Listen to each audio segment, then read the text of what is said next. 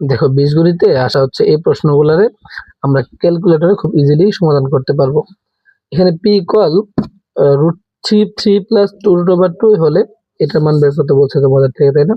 দেখো খুব ইজিলি কিভাবে তুমি সমাধান করতে পারো ক্যালকুলেটরে।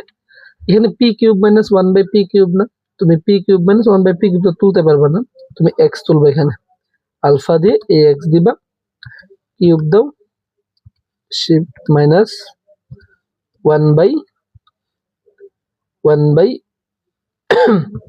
আলফা এক্স, তার উপর কত কিউব দিলা।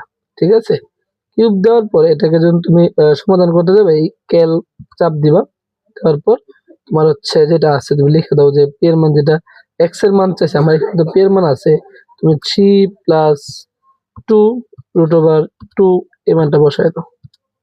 বসায় দেখো যে কত আসছে 197.98। দেখো তো 197.98 মানটা আছে কিনা, এই যে আছে। ঠিক আছে।